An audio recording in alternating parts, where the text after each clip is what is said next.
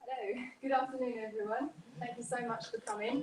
I'm really grateful to have here with us Dr. Nicolas Geeraert, who is an expert in cross-cultural psychology. So over to Nicolas. As always, if you do have any suggestions or comments that you want me to take on board, please email me. And thank you.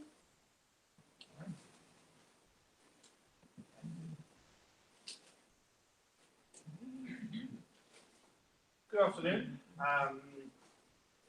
I'm going to tell you a story about culture shock, stress trajectories, and cultural norms. I know it's kind of late in the day, but I will present a lot of data to you. So I will try and walk you through in a gentle way. So I'm going to kind of, on the one hand, hit you with data, and on the other hand, try to make it palatable. Okay, I'm talking about acculturation here. So this is all about people being abroad, moving abroad, living abroad. To put this into perspective, so my research is mostly focused on international students. To put this into perspective, I just want to give you some statistics. So about 5 million students are thought to be internationally mobile at any one point in time. These are 2015 estimates from UNESCO. 9% of that 5 million is in the UK. So there's a disproportionate amount of them in the UK for being, a relatively small country at the end of the day. Another statistic is that 232 million people are believed to be international migrants. Again, these figures are the most recent things that we have, but they are 2013, so they're a few years old. And I like to think of, if you would put all the migrants in one kind of body, they would actually form the 5th largest country in the world. So there'd be more migrants in the world than there are inhabitants of Brazil. And within the foreseeable future, we'll probably see this jump up to become larger than the population of Indonesia, and larger than the population of America. It's unlikely to overtake India and China. As you well know, they're pretty big. But this is kind of a rising group of people who are internationally mobile. And so that's what I'm really interested in. Now, particularly what I'm interested in is what happens when you live abroad, when you study abroad, when you migrate abroad, what happens with you at that point. So, and in particular, I'm interested in this notion of acculturative stress, and many people will know this under the umbrella of culture shock. So if you go abroad, what happens with you? Do you feel happy being abroad or not? Do you need to adapt? It's all about that. And it's often labeled culture shock, but actually it's often seen in a framework of stress and coping.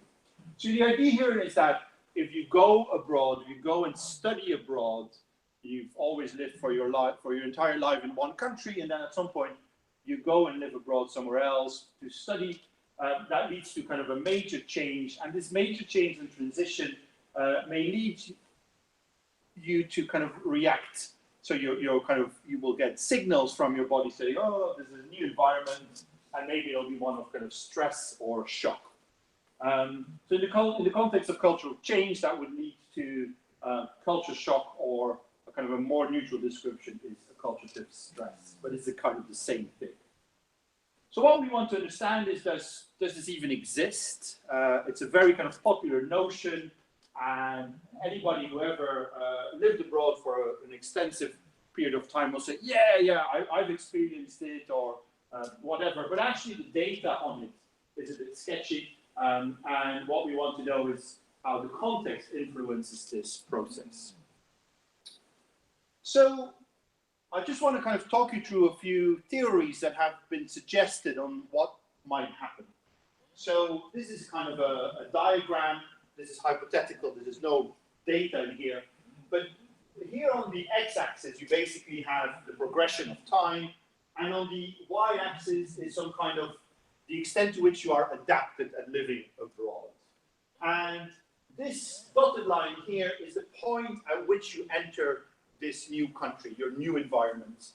And some people back in the 50s and 60s had said, well, if you move abroad, what will happen is you will experience some kind of a U-curve of adaptation.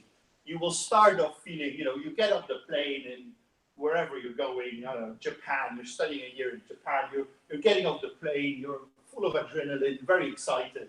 And so they've labeled this kind of high, the honeymoon, you're feeling very happy. And then after some time, you realize that actually you don't know the language, you don't really know your way around, you get fed up with everybody being so friendly all the time, whatever. So you kind of plunge into this point where your adaptation is really low, your stress kicks in. So with adaptation being low, your stress goes up, and this is the phase of culture shock that people have suggested. And then gradually you will have some kind of recovery over time. So this has been labeled a U-curve, and if you look at the shape, you can see why. Other people have suggested that this, when you do arrive abroad, when you get off that plane in Tokyo, you don't have this high, you actually get anxious straight away. So there's this a similar model, but it has an absence of this kind of honeymoon notion. So this is labeled the J-curve. However, there may be many, many other patterns, or they could even be very erratic in some kind of individual differences that actually not everybody, so these models suggest that everybody experienced the same thing roughly at the same time, but in reality, we don't really know. So we do find, some studies do support this notion of acculturative stress, but all in all, there are very few studies that have utilized an appropriate design. And why is this important? We're making a prediction of something that happens over time, and yet, so we have this kind of notion of time. And so if you think about international students who go abroad for a while, what you really would like, you know, is to have maybe some measures before they go, or there's a time before they travel, there's a time while they are abroad, and they may come back afterwards. You could also have a control group that is non-traveling that you want to use as a baseline. And basically what most of the studies have done is they've taken a slice of it, that is to say they have some kind of cross-sectional data, and they compare some people going abroad with people not going abroad, and then they make these predictions and say, oh, it's a U-curve, it's a J-curve. But if you are not measuring data over time, then you can't actually say, or you can't actually model some temporal or longitudinal pattern. Other people have maybe looked at some longitudinal aspect, but haven't put the control condition in there. So there are many different patterns, but to our knowledge, nobody has actually done something like this, where you have measurements before, during, and after time abroad with a control group. And so this is one of the first things that we tried to set out, because we really wanted to know whether we would find this U-curve or J-curve of adaptation. Now, I will show you in a minute some data on stress. What we measure is stress and adaptation. So if you have a U-curve of, if you have a U-curve of stress, what we would actually, of adaptation, we would actually expect an inverse U of stress, yeah? And if you expect a J of adaptation, we'd expect some kind of opposite pattern there. So I want you to keep that in mind. So what we had here is two groups of participants. We had a group of sojourners, and sojourners is just a term to say people who go abroad for a limited period of time and then they come back. So these people went abroad. They were all from Belgium. They were exchange students. They went abroad for 1 year to one of 29 different countries. And then we had a very nice control. This was people who were paired at the same age. And actually, they went to study and higher education. So they went to university. So they also go through some kind of transition. But their transition is a non-cultural nature, which makes it kind of a very, very nice control. And we had 4 time waves. This data is quite old by now. So we had 4 time waves. Time wave 1 was before they traveled. We had 2 during the time abroad and 1 afterwards. I'm not going to go into too much detail on this. You're probably not all that interested, but this is multi-level modeling, which we do because it's kind of repeated measures data. It's kind of, if you don't know what I'm talking about, this is kind of an approach like regression or correlation. It's kind of correlational data, really, that we're looking at. So by doing that, we basically, by using multi-level modeling, we can basically account if somebody has taken a survey in time wave 1 and 2 and 3, but they haven't done time wave 4. If you would use something like repeated measures ANOVA, you would lose them altogether, right? You would lose that data point, and then you wouldn't have them. And what we can do here is take anybody into account, no matter how many surveys they have completed, as long as they've completed one. So first, we're going to look at stress, and this is the data. So on the x-axis here, you have time. On the y-axis, you have the amount of stress that they perceive before, during, and after. Now, the sojourners are here, and the controls are there. Now, remember what we are looking for. We're looking for a U shape of adaptation, which is an inverse U of stress. Yes? However, my sojourners here do the exact opposite. Rather than, so this is the point where they go abroad, and rather than their stress increasing, what we found is that their stress drops. So it's as if going abroad makes them more resilient to stress, which is the exact opposite of what all these theories suggest. Okay, so you could say, well, you failed, perhaps we did, or you could say these theories are not making any sense. We're trying to impose kind of this model on everybody over time will have the same pattern, and we actually find that is not the case. So we label this a kind of resilience pattern. We also looked at self-esteem, what would happen with self-esteem over time, and there we find the controls are here, so there's a regression line there, and the sojourners are here, that the sojourners' stress went up, but not for the controls. So the sojourners compared to the controls, their stress drops, their self-esteem increases, and this kind of suggests that going abroad maybe helps them to grow personally, and so we don't find any acculturative distress. So maybe this idea of one size fits all, everybody will have the same pattern, just doesn't work. However, I'm Belgian, maybe something is weird with Belgians, we all know they're a bit funny. So perhaps there's something weird at this sample. We can't rule that out. So what we really would want is a sample of people going from everywhere to everywhere and longitudinal. So who would be mad enough to do this? Well, we've done it. Painstaking, a project that lasted 4 years for the data collection, and we're still kind of working with the data to date. So this is a project together with AFS Intercultural Programs. This is a provider of intercultural exchanges, so they send people abroad for a year, and this was sponsored by the ESRC. So what we have there is 2,500 sojourners going from 50 different countries to 50 different countries. The mean age of the sample is 17 years. Most of them are female, and we had a kind of a more modest control group. It's all relative, right? But this is modest, 578 people. And what we have here is we did go a bit crazy with this really in hindsight.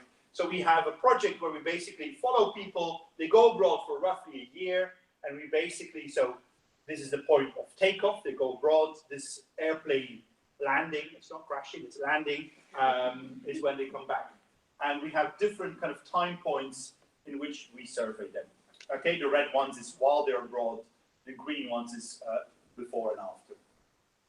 So there were up to 9 different of these surveys, and we have a total of 17,500 surveys being completed. So a massive data set. If you're kind of, it's amazing data to play with. Now, just to give you a sense of where people are, all of these red dots is where a person came from. So this is their home town, as close as we could fit. So you see quite a lot in North America. So the US, Canada as well, Mexico. Latin America is well represented. Europe, a lot of here. Asia, you know, good distribution in Oceania. So don't be mistaken. Some of these dots, you know, people, that's where people live. Like Australia, that people live on the coastal areas, and the same ultimately for the US. That's where the bulk of people are. What is not so well represented, is Africa. So this is where people come from. This is where they are going to. And again, you kind of see a nice distribution of where people go to. Okay, so as a reminder, we're looking at stress. We're expecting people, their stress to increase, according to these theories, if they go abroad. So we can plot the stress over time.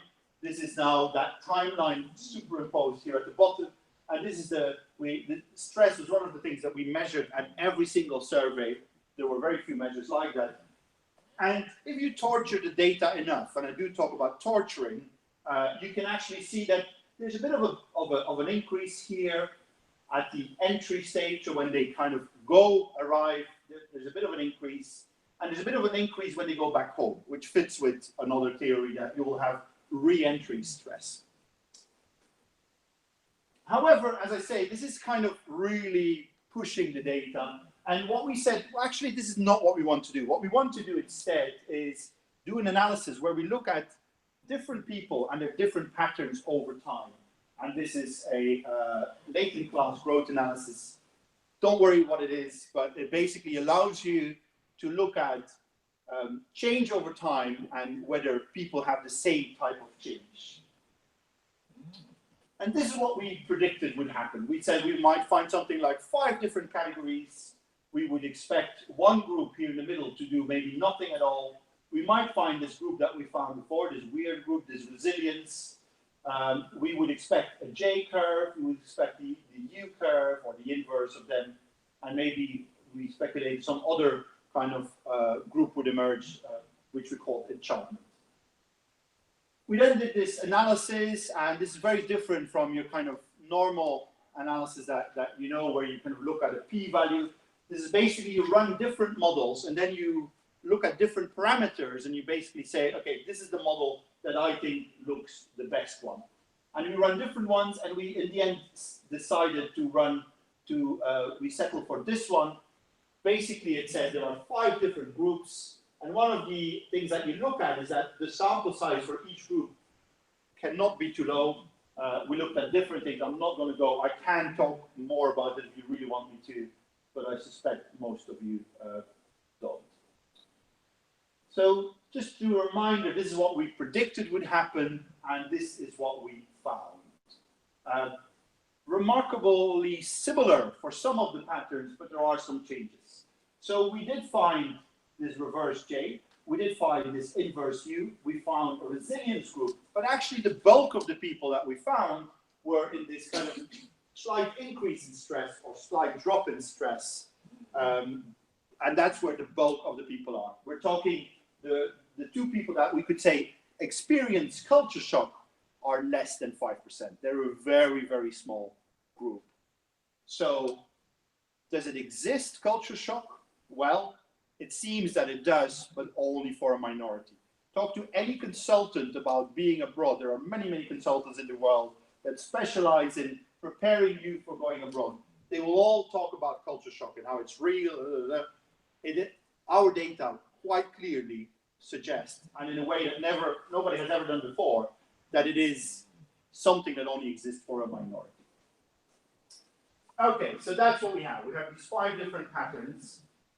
It doesn't really matter whether we find 5 or 4 or 3, or I think the big point to take away here is that not everybody has the same pattern over time. And if you go abroad, very few people actually experience something like heightened stress or culture shock. So what's next? Well, we can now try and see if we can predict who is going to fall into these categories. So is there anything, other measures that we have that might predict what happens with people? And we can also, so that's what we're doing next. Notably, we're looking at the personality here. We have, so the logic is something like this. We have stress at any one point. We control for the stress that they reported the timing just before, and that is kind of our baseline model. And then what we're trying to do is see if some other variables predict this stress controlling for the previous one. Yeah? And that kind of difference between those two models fits a chi-square distribution. Anyway, we measured personality by the big six, so that's like your big five personality: ocean, openness, conscientiousness, extraversion, agreeableness, and neuroticism. Neuroticism in this model is called emotionality. And then there's a sixth factor, which is honesty, humility. And we were interested in that because it's kind of culturally more appropriate.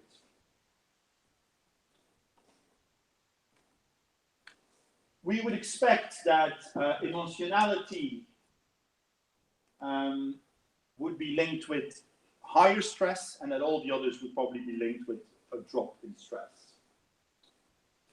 And so we plug those in, and what we find is that there is overall a better fit of the data, and we find, as we predicted mostly, that emotionality increased stress and all the others dropped stress, but quite interestingly, openness to change, which you would expect to be correlated with higher adaptation, actually has the opposite to what we expect. And that's quite interesting, but I won't speculate why. I can speculate later why that might be.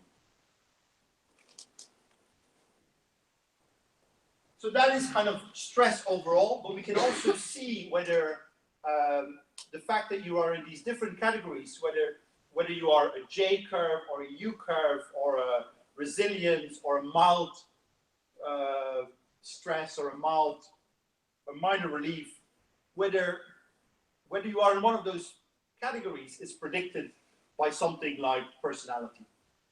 And we find that this is the case for emotionality and extraversion. So people who are high on emotionality were more likely to be in a J curve. So if you, as a personality trait, are somebody very emotional, you're likely to experience culture shock, more likely to be in this J curve group. For extraversion, we found people who are extroverted were less likely to experience any kind of stress. In fact, they're more likely to experience resilience. And that makes sense. You go abroad, you need to find your way around. If you're extroverted, you'll find it easy to talk with other people. You'll find it easy to make links with others. And that is exactly what is happening here. So none of the others were significant, but this is kind of, it's kind of converging evidence. And this is a kind of a more, because it's looking at groups, the test is a bit more, the power of the analysis is a bit less.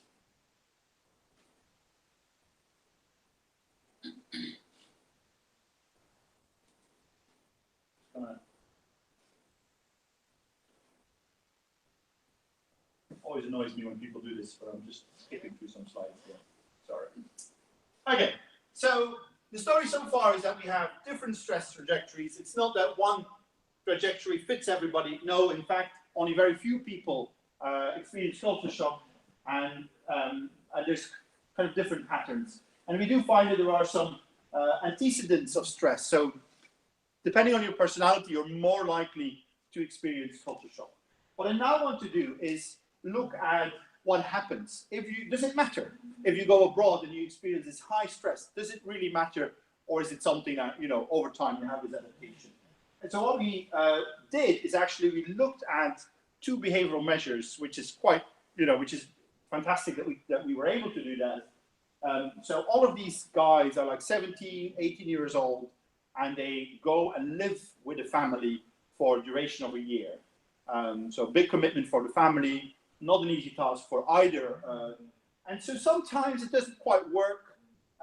The student and the family maybe don't match, and then the organization can step in and allows people to have a change. So if it really doesn't work, you can change family. But you can kind of say, well, these kind of family changes, maybe that's a sign of maladaptation. If you change a family, maybe that actually suggests that you're not doing all that well. That's one. Secondly, all of these sojourners go abroad for a year. Some of them return home early. It's called early return, and there are many reasons why people go early return. It can be medical, it can be because there's a situation at home you need to deal with. But if you strip all of those out, what is left is actually people who can't hack it, okay? Who say, this is not working, I need to go home, or the organization says, you can't hack it, we're sending you home prematurely. So we have both of these as kind of early return data, and we're going to look at them both. So the sojourners live with host families, and we could say family change is perhaps a sign of maladaptation. Overall, this is the distribution that we have. 71% of our sojourners only have one family, so they don't make any change. You have then 20% that have two families, so they have made one change. 7% have three families, so they make two changes, and it kind of tails off. So it's kind of a skewed distribution.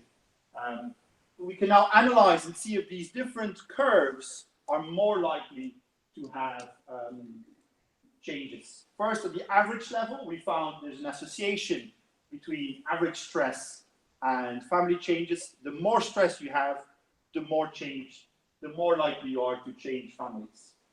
But these, and then we can also look at the different stress trajectories. So people are in the J, U, mild stress, mild relief, or resilience. And this is the likelihood that they will go family change here.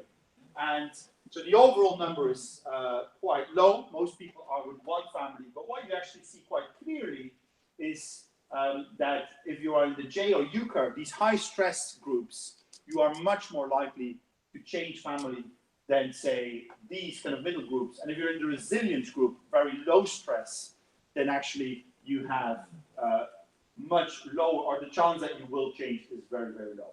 Yeah? So these two are different from all others except one another, and this one is different from all. Then looking at the early return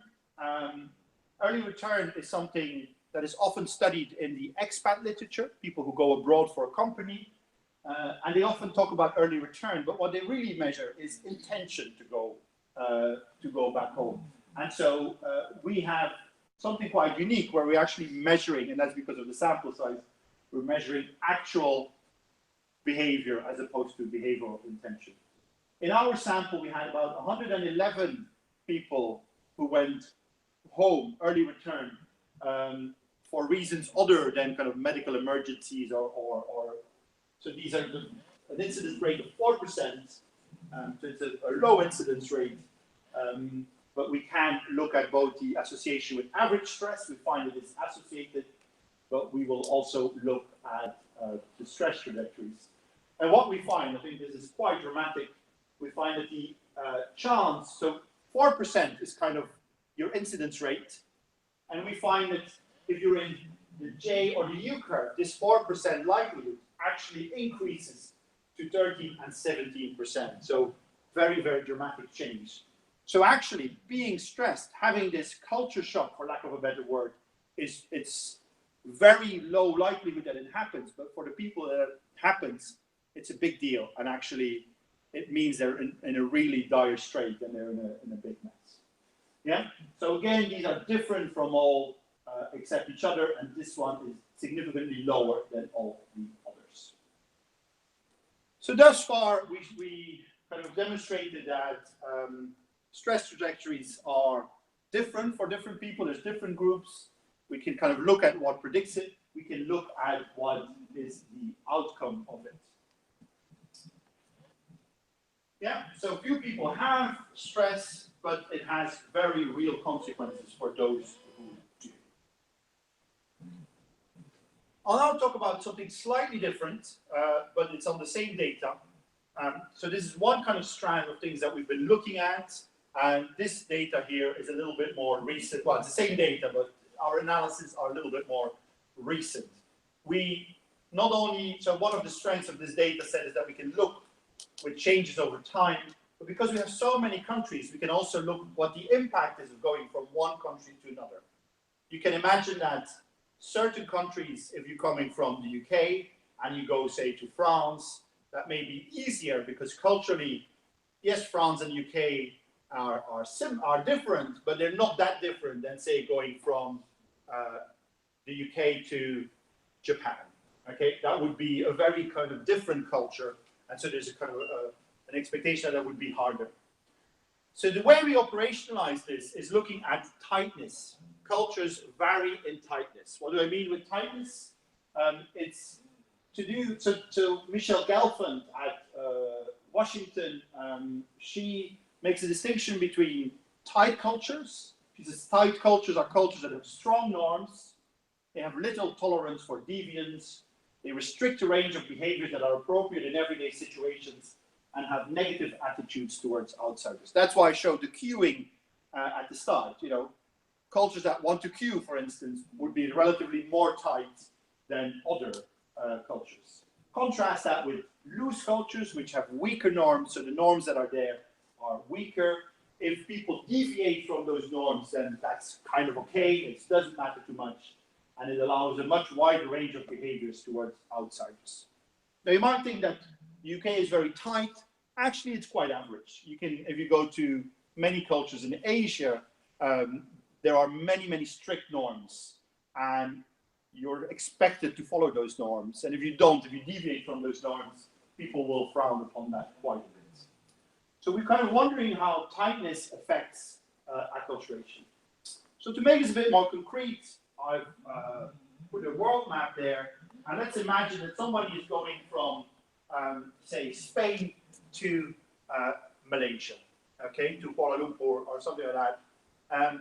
We know that Spain is relatively loose in terms of norms, and we know that Malaysia would be more tight. So what we are kind of saying is that, first of all, destination matters.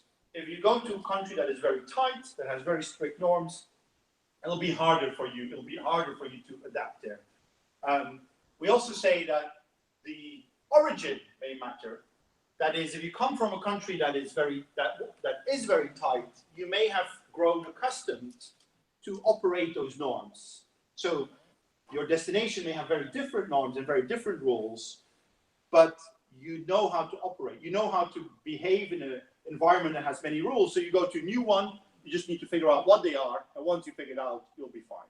Yeah? It might be that these two also interact somehow, and that would be what I think is true cultural distance. And then finally, we think that there might be an interaction between personality and the situation in which you are. So if you go to a very tight culture, that will be harder. However, if you have the right personality for that, you may be fine, and it may not affect you. Okay, so to put that more formally, we have 4 hypotheses. Hypothesis 1, the destination matters. Going to tighter culture will be linked with poor adaptation. Prediction 2, sojourner's origin matters. Coming from a tighter culture will be linked with better adaptation. There'll be an interaction between the two. And we have this person situation perspective. There are 3 personality traits that we've picked out that we think are very relevant to do with these norms. One is agreeableness. If you are highly agreeable, you're like, oh yeah, that's fine. You agree with many people. Well, you're kind of concerned with fitting in. So if you have high agreeability, then you are more likely to get on in different cultures that have tightness. Conscientiousness. If you're very conscientious and you're able to self-regulate, you are more likely to be able to deal with strong norms. And high honesty, humility. So if you feel little temptation to break the rules, then you're likely to follow the rules and less likely to get in trouble because you do so. Yeah? So these are our predictions. Now, just to remind you, this is the map. What we have here is data from a lot of different countries, 46, going to 51 different countries. So we have a nice network of different people going to different places. It's the ideal data set to look at this. And there is a problem though. Michelle Gelfand has normative data. She's done her own study with many, many countries, and she has 23. We have 51. So that means there are quite a few countries that we don't have data for. So we're going to lose data. So if you combine these two data sets, basically, of the 2,500 participants, we have 2,200 who have at least one tightness score for either their home or their host. But we only have 1,137 participants with two tightness scores. So we actually lost half our sample. 2,500 people sounds great. It sounds like the kind of survey you never want to do. You probably never want to do anyway. But it's interesting because the moment you superimpose it on a data set, we kind of lost half the sample, which kind of, yeah, it's, my heart bleeds there, right? All that effort and we lost half of our participants. And actually, we also want to make sure that they've done the right surveys. And basically, we end up with 889. Still, you know, nice sample to do stuff with. And this is the kind of overview with countries like Malaysia, India, which are seen as quite tight, and then countries here on the other side, Hungary, Brazil, which would be seen as less tight. And we have people coming from these countries and going to these countries. So it's a real network. These are our dependent variables. We're looking at adaptation here. There are two types of adaptation, but it doesn't really matter. We've collapsed them anyway. And then we have these three personality factors that we picked from the hexagon. In case you forgot, this is the design that we have. Okay, so this is multi-level modeling again. As I said, it's like a fancy regression. And that's how I will present it. So we have basically, we're looking at variability. So basically what we have is we're looking at people's adaptation. Can we predict adaptation based on the scores that we know that are associated with their host and home country? And so we have this first, and then we add their tightness score for the home country and the host country. And what we find, so this is your p-value here, we find that the home country tightness is positively associated with adaptation. So the more tight your home country, the better adapted you are in a different country, which is as we predicted. We also find that host country tightness is negatively related to adaptation. The more tight is the host country, the less adapted you are, so the harder you find it. Again, as we predicted. So very, very pleased with that. However, we then add this interaction term of home and host country tightness, and there we find the p-value is here. We didn't find that was significant. So far we know that the origin matters, the destination matters, but no sign of that interaction. Next is we want to see whether there's a person-situation interaction. First up, agreeableness. Does being more agreeable moderate in any way the tightness of the host country? So this is the data that we had earlier here. This is similar to the analysis we just looked at earlier. And then what we basically put in is agreeableness. And we find that agreeableness matters. People who are more agreeableness get on better, but that's not what we're interested in. We're interested in this interaction term, in particular this one here. And we find that there is a significant effect here, and it's positive, but we need to plot it really to see what happens. And this is the plot. So you have here the extent adaptation on the y-axis. You have looser host cultures on the on this side, tighter host cultures there, and basically you have high agreeableness here, low agreeableness there. What this shows is that if you have high agreeableness, then it doesn't matter whether the countries are loose or tight, you are relatively adapted. And you're more adapted than when you have low agreeableness, that's the main effect.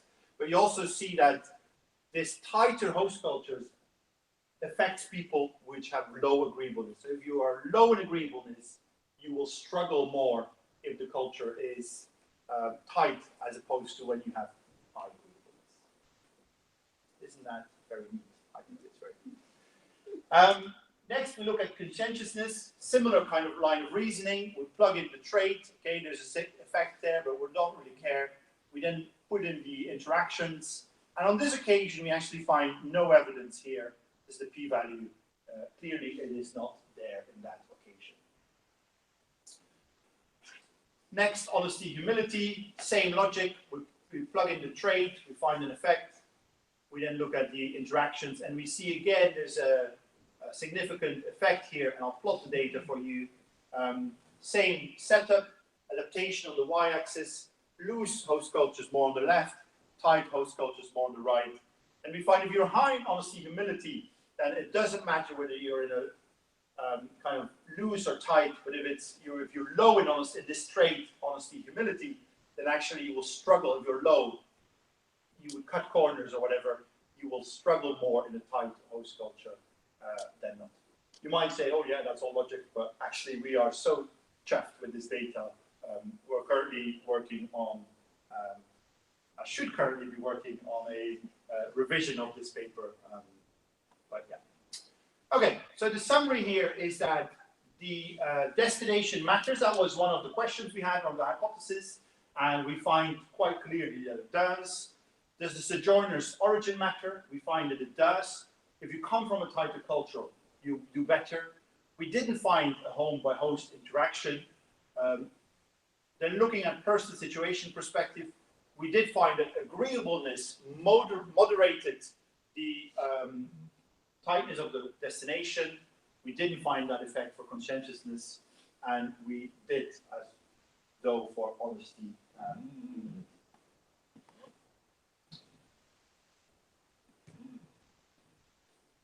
You have no idea how much data, well, you probably do know. I've thrown so much data at you. I feel sorry for you on the one hand. However, I want to kind of finish with what I think is the takeaway message for you guys today. So this is, I kind of presented two sides to this. One was all about acculturative stress, also known as culture shock, which consultants around the world make us believe is this big thing. And if you go abroad, you will experience culture shock. Our data very, very clearly shows that overall evidence for acculturative stress is weak. People do experience it, but the people who do are in a minority. These are international students. If we were to take a different sample, say migrants, it might be higher, but the fact remains, I think there is no reason to believe that everybody will experience culture shock.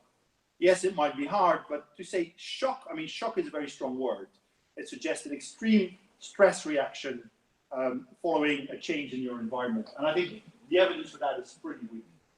The people who do experience it, though, for them, it is very, very real. So it's a minority, and I think for them, significant stress, which impacts on behavior. Think about it. If you go abroad for a year and you can't hack it, and you have to go back home, that's a big deal. If this is perhaps the dream you've always had, and actually you need to come home, you can't do it. So I don't want to minimalize it, but it isn't as experienced by everybody as we are made to believe. And then the kind of second side of my talk was about social norms in adaptation. And what we there find is that both destination and origin matter, and then there was this kind of person situation match. And I think that's probably where I should stop. Thank you very much.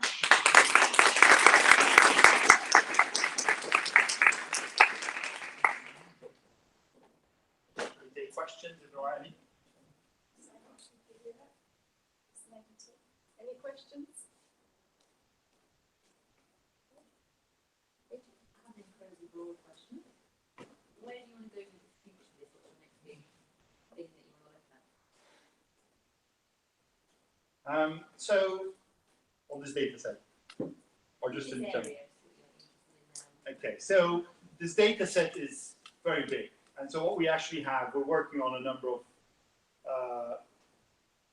so we have 2.5 million data points in total. And there are so many different variables, and we're trying to be very good. We're trying to be good girls and boys, and we go into the data and say, okay, what do we want to look at? Wouldn't it be nice if we looked at this, this, and this? Okay, what do we predict? So we're really trying to, because the data is there, it's so tempting to just go in and run a massive correlation table, and so we've deliberately not done that. but we are working on a number of different aspects. So over and above social norms, cultural distance is one of them. We're looking at how people fit into their families. There are many, many different things that we're looking at. So that's definitely one. So this data set has will give for many, many years. Over and above that, I have actually my student with me here, Chian, who's just started her PhD and kind of changing quite a bit in topic. It's still acculturation, but what Chian is looking at and what I'm very excited about is, so all of this is kind of looking at one person moving abroad. However, that may fit for international students, but it wouldn't fit for, say, families. If you go as a family, actually what you have is a father, a mother, or two partners, whatever sex they are, sometimes with children. And so in a family context, you might find that people kind of adapt to the new culture at different speeds.